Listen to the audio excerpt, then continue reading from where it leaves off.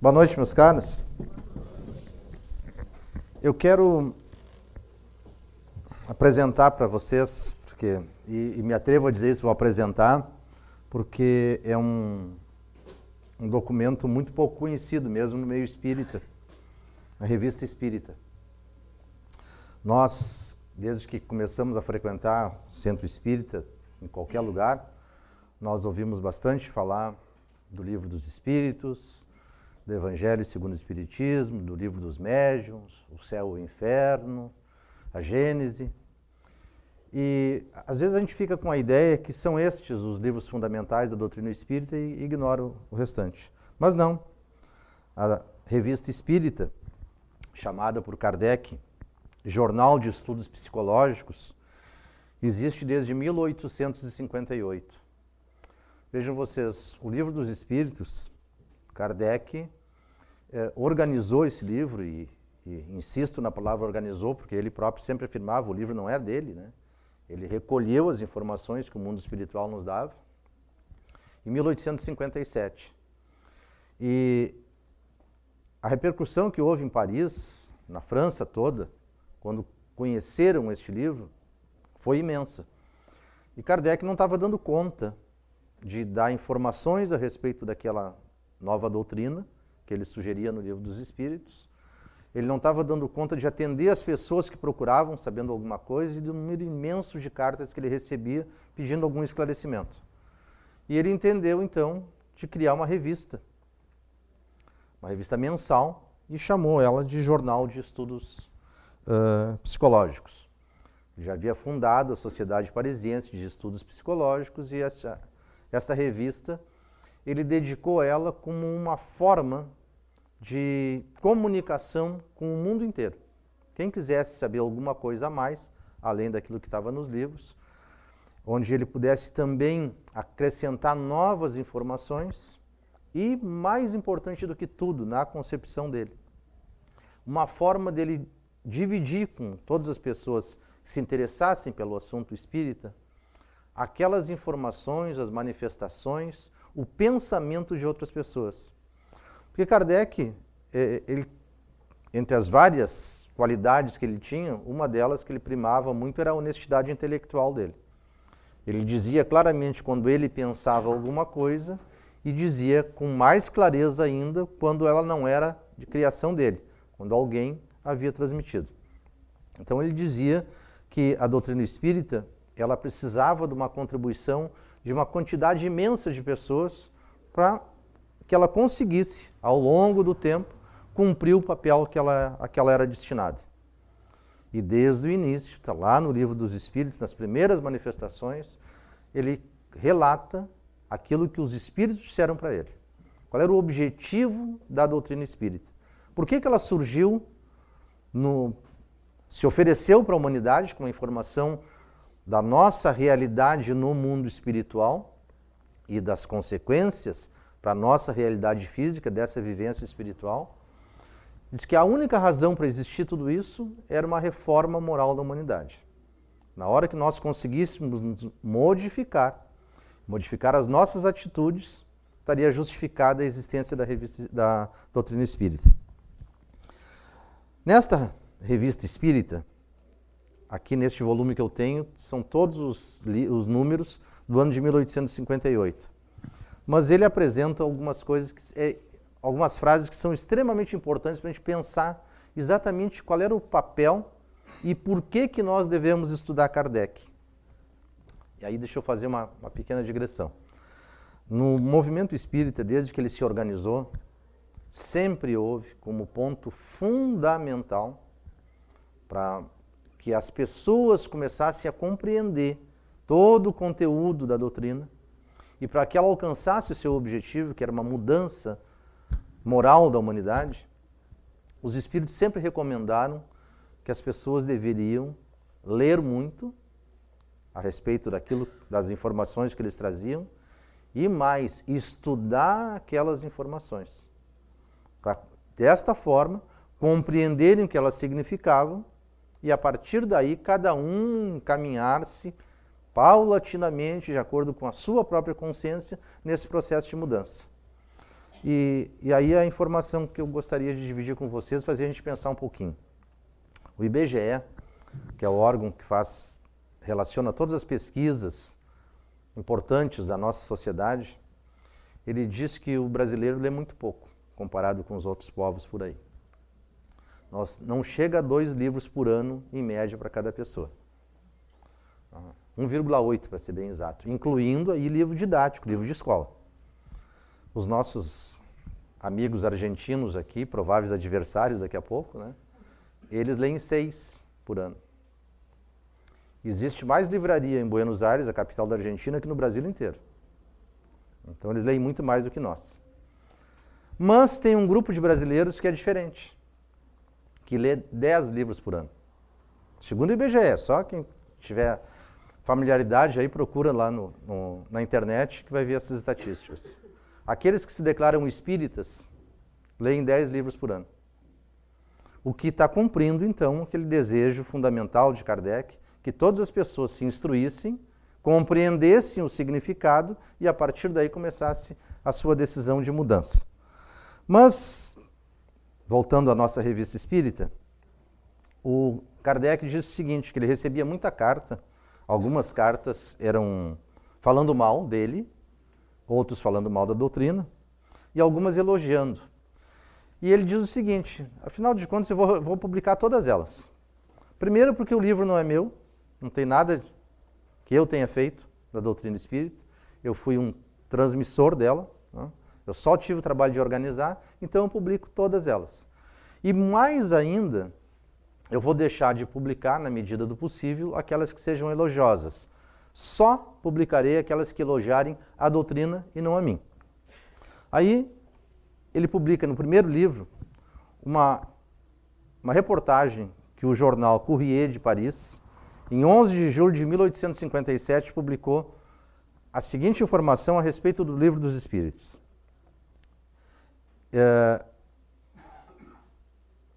Acaba de ser publicada uma obra que é uma grande página no grande livro do infinito.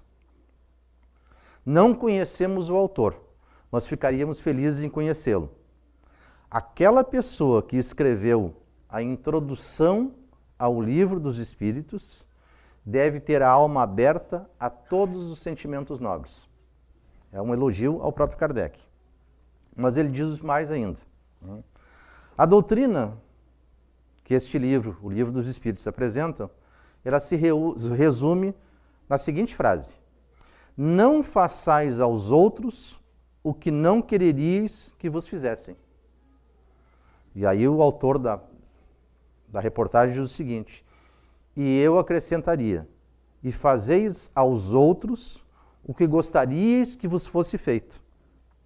Aí ele comenta, o livro, dizendo com clareza, porque é isso que a doutrina diz, que não basta não fazer o mal.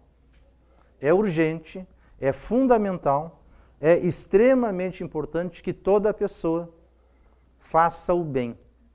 Além de renunciar a praticar qualquer coisa de mal, especialmente no que diz respeito aos outros, ela tome a decisão pessoal de, a partir da sua própria consciência, decidir fazer o bem.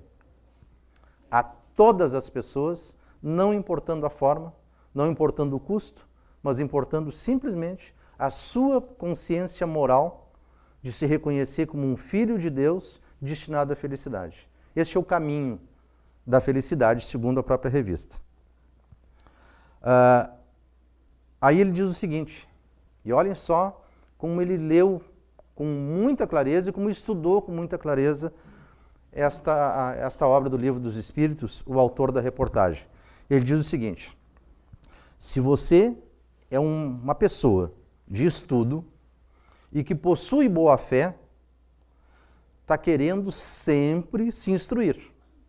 Portanto, leiam o primeiro livro, o Livro dos Espíritos é composto de 3 livros, leiam o primeiro livro sobre a doutrina espírita. Se você está colocado naquela classe dos que se ocupam consigo mesmos e que fazem os seus pequenos negócios muito tranquilamente, nada vendo além dos seus próprios interesses, leiam a segunda parte, as leis morais. Agora, se sofres, se a desgraça te persegue e a dúvida te envolve, não há outra recomendação. Leiam o livro terceiro do Livro dos Espíritos, Esperanças e Consolações. Todos vós que abrigais nobres pensamentos no coração e que acreditais no bem, leiam o livro do começo ao fim. Uma pessoa que não conhecia, não era espírita, era um jornalista que tinha por obrigação relatar os fatos que ele via.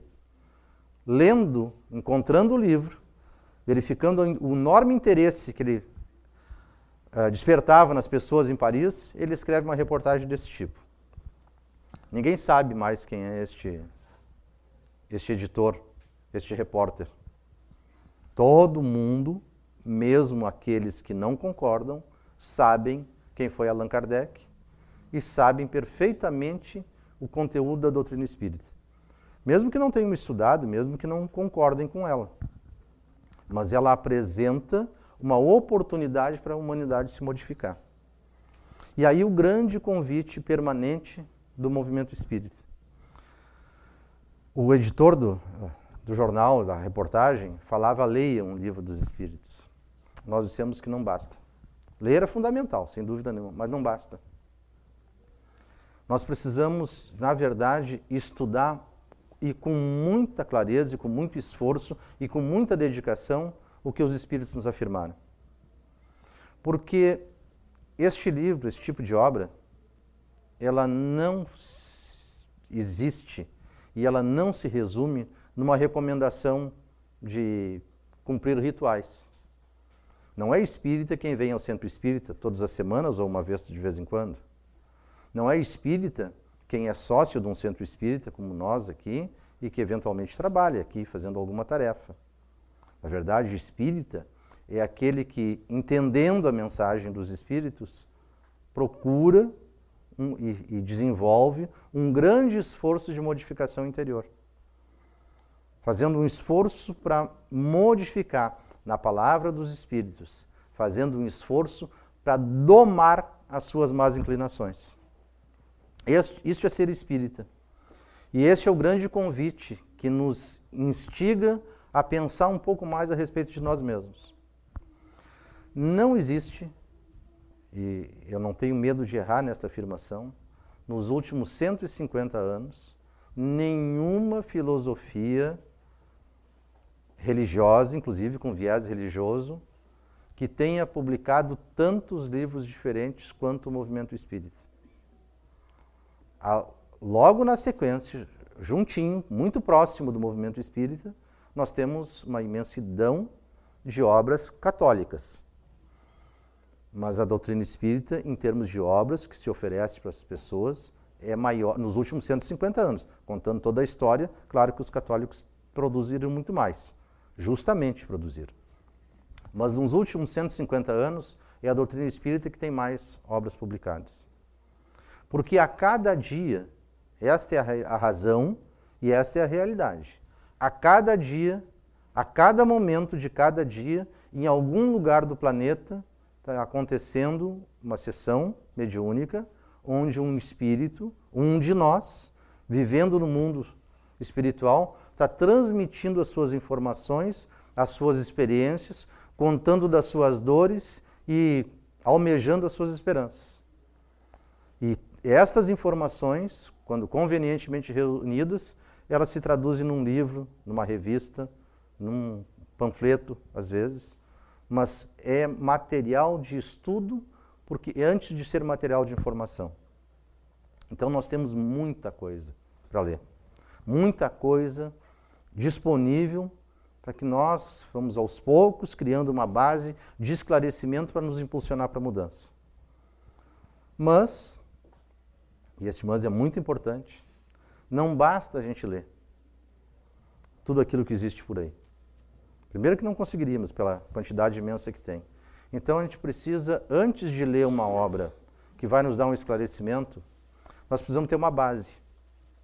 É como as nossas crianças de hoje, né? E não há dúvida nenhuma que pela observação, nós podemos ver que as crianças que nascem agora, neste período, nessa última década, para dizer isso, elas, na média, se apresentam com uma inteligência muito mais desenvolvida que as crianças de 30, 40, 50, 60, 70 anos atrás.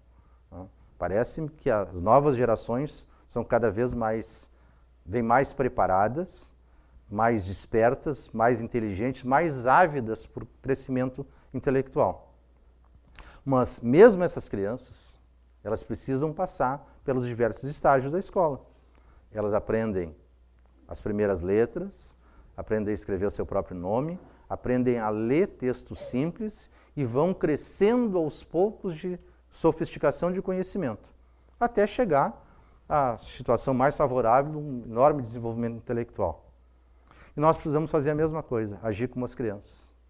Nós precisamos conhecer a base do pensamento. E aí, renova-se o convite, renova-se, na verdade, o grande alerta. Nós precisamos, junto com toda a literatura que tem disponível, ler Kardec, mais uma vez. Estudar o que ele escreveu. Porque, de novo, não é dele o Livro dos Espíritos. Ele reafirma isso centenas de vezes. O Evangelho segundo o Espiritismo não é dele. O Livro dos Médiuns não é dele. Ele emprestou o trabalho dele e o nome para produzir essas obras. Mas a grande necessidade, e a grande verdade, perdão, é que estas informações todas, elas provêm do mundo espiritual.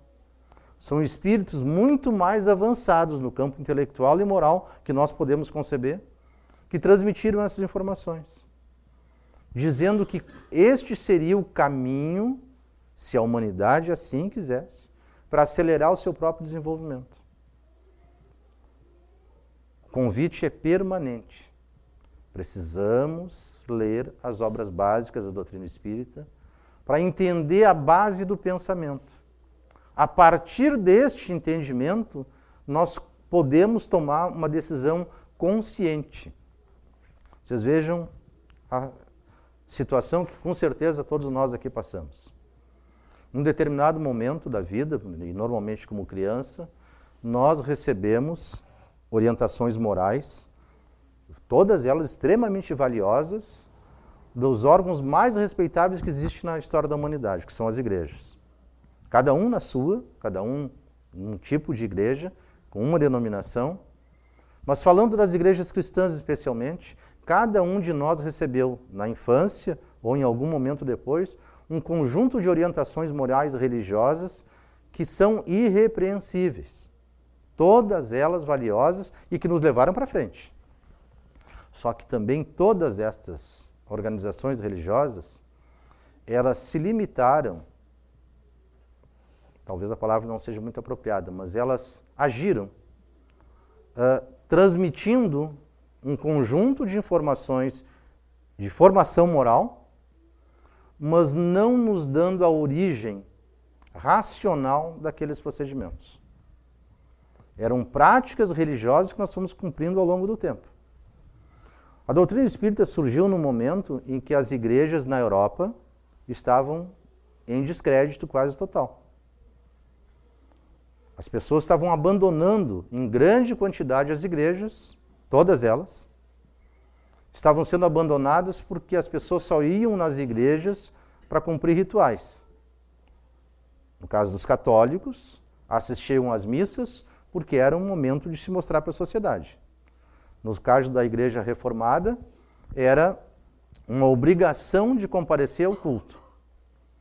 Mas isso não é Kardec que diz isso é a história que nos revela. As pessoas de fato tinham abandonado, porque não se sentiam mais garantidas no mundo que estava em processo de mudança muito grande. Qual era a base daquele procedimento? Cumprir ritual por ritual estava deixando de ser importante.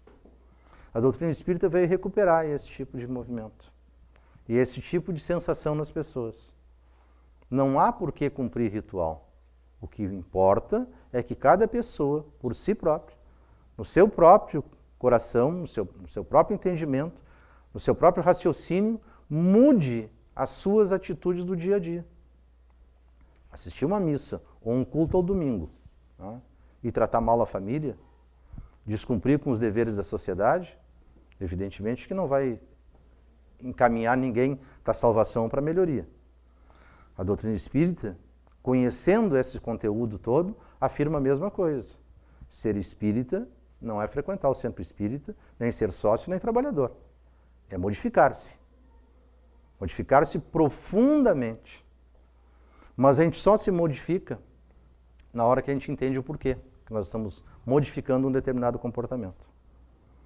O Arci, o nosso companheiro aqui do Centro Espírita, Dom Feliciano, ele tem sempre uma frase, cada vez que ele fala da doutrina espírita. Ele diz assim, a frase na verdade não é dele, né, mas é a frase que ele usa, né, a frase da própria doutrina do Livro dos Espíritos. A doutrina espírita, ela tem por objetivo, recomenda instrução e consolo para as pessoas. Mas ela só nos consola porque antes nos instrui. O consolo que a doutrina espírita oferece, e o autor da reportagem que eu citei antes, quando fala na terceira parte do Livro dos Espíritos, ele diz que ali a pessoa busca consolação. Mas a consolação dos sofrimentos que a gente passa, das dificuldades de vida que tem, ele só é alcançada essa consolação quando nós entendemos a nossa própria natureza.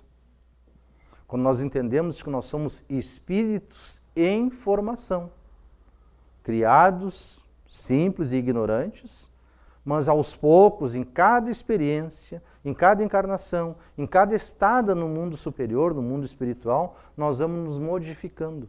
Porque nós vamos aprendendo um pouco mais, vamos compartilhando a vida com outras pessoas, vamos adquirindo experiências de todo esse funcionamento social e de todo esse relacionamento humano.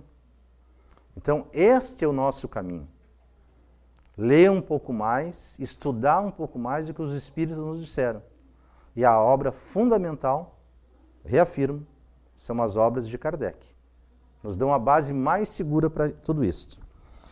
E, como é importante, a gente inclusive lê essa revista espírita, no final de um ano, primeiro ano da revista espírita, Kardec faz, aí sim, agora são palavras dele, ele faz alguns comentários dessa trajetória toda e do que ela se oferece para a humanidade. Ele diz o seguinte, a revista espírita acaba de completar seu primeiro ano e nos sentimos felizes em anunciar que, doravante, estando assegurada sua existência por um número de assinantes que aumenta a cada dia, daremos prosseguimento às suas publicações. No primeiro ano, ele, pessoalmente, bancou todas as despesas da revista espírita e distribuía ela gratuitamente. Quando as pessoas entenderam a profundidade do que aqui se passava, começaram a fazer pedidos de assinatura e aí ajudaram a sustentá-lo. Mas ele diz o seguinte, na introdução com que iniciamos nosso primeiro número, traçamos o plano que nos propunhamos seguir. Citar os fatos, mas também investigá-los, os fatos espíritas, obviamente, né? E submetê-los à observação. Apreciar os fatos e dos fatos deduzir consequências. No princípio, toda a atenção se concentrou nos fenômenos materiais que alimentavam a curiosidade do público. Mas a curiosidade não dura sempre. Uma vez satisfeita, deixa de interessar, assim como a criança abandona o brinquedo.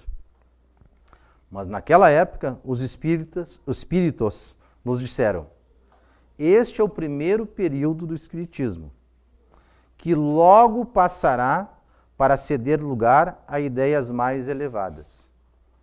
O período das manifestações, né? Manifestações materiais. Fatos novos haverão de revelar-se, marcando um novo período, o filosófico, e em pouco tempo a doutrina crescerá como criança que deixa o berço. Estamos longe agora dos movimentos materiais, mas agora nos dedicamos ao raciocínio. Todos compreenderam que o Espiritismo é uma ciência que se funda, é toda uma filosofia, é toda uma nova ordem de ideias. era preciso seguir este movimento, sob pena de ser ultrapassado. Eis porque nos esforçamos para nos manter à altura, sem nos fecharmos nos limites estreitos de um fato que não deve ser estudado. Kardec, como exemplo de vida para nós, quando ele ouviu falar a primeira vez de uma manifestação espírita, que era motivo de divertimento na sociedade, ele resolveu fazer disso um objeto de estudo. Por que um espírito se manifestava batendo numa parede ou escrevendo num livro sem que ninguém segurasse a caneta? Ele resolve investigar isso e começa a descobrir que por trás deste movimento existia uma inteligência que tinha por objetivo ensinar as nossas inteligências como se modificar. Este é o sentido da doutrina espírita. Este é o grande convite que o Espiritismo faz a cada um. Vamos acelerar o nosso processo de mudança interior. Mas vamos fazer a mudança conscientes. Não mudar de atitude como quem pratica uma ação sem pensar.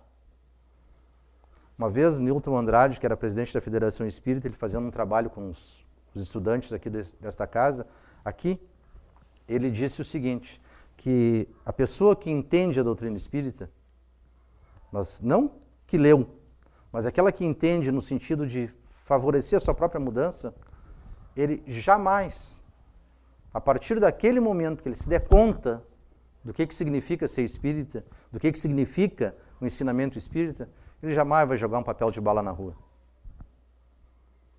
Ele vai estar tão modificado que ele vai saber que se ele joga um papel de bala na rua, alguém tem que ir lá e juntar. Alguém vai fazer o trabalho dele.